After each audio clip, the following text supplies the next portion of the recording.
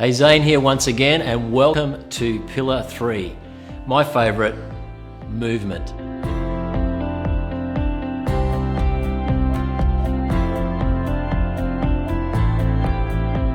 You know, I love the saying that life is movement.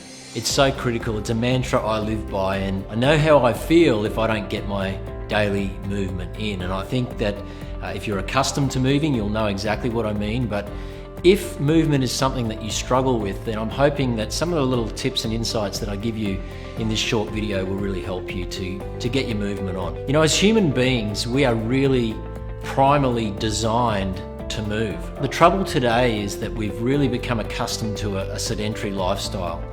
Everything is designed to derail us from what we're naturally designed to do, and that's move.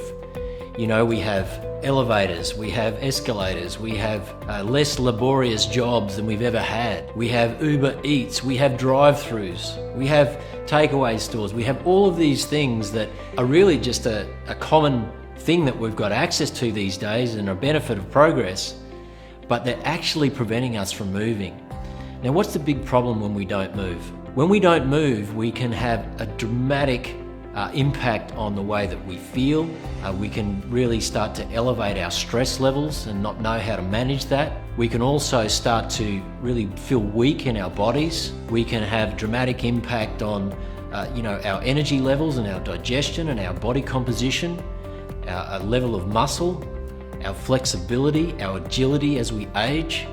All of these things are the impact of us not moving. You know, for me, movement is an absolute non-negotiable, and I do it every single morning, and I know how I feel if I don't do it.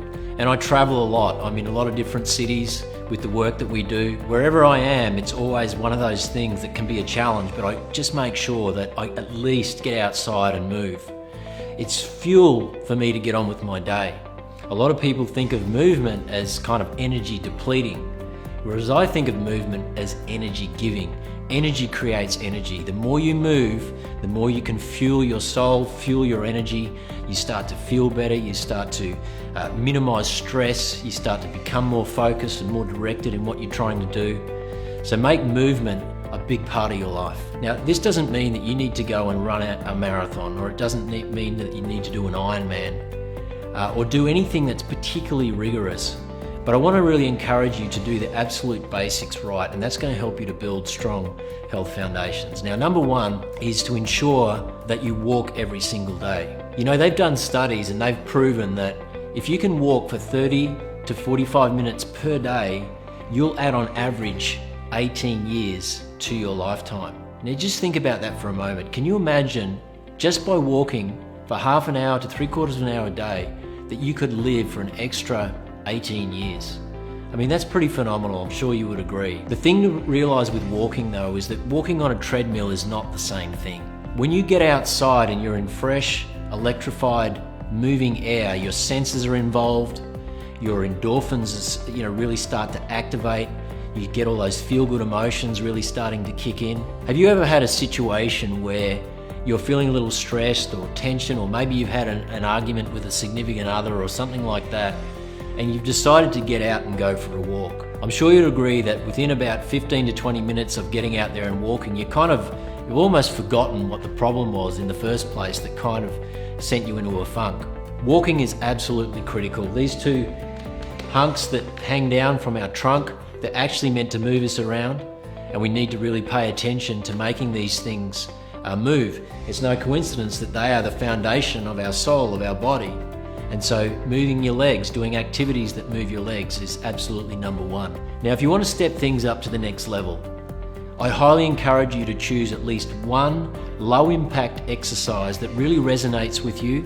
It could be something as simple as Pilates, it could be yoga, cycling, swimming, a circuit class. There are so many different activities that you can choose that will really start to take your energy up to the next level. Just choose one activity and just do it for 30 to 45 minutes per day, at least a couple of times a week if we can, because what that's going to do is going to help you to activate perspiration. And when you do that, you're going to be naturally releasing toxins from your body. One of the strongest channels of elimination that we have is our skin. And so any activity you can do that can get your heart rate up and really start to help you perspire is a good thing. The other point I'd like to make about exercise is that it's really important to understand that muscle is the engine in which fat is burned. And so if you're looking to change your body composition, it's important that you add some form of resistance exercise to your weekly regime. Now for me, I do circuit training, I do a little weights, I'm a very avid mountain biker, I do some swimming, so I do a lot of cross training, but all of the activities that I do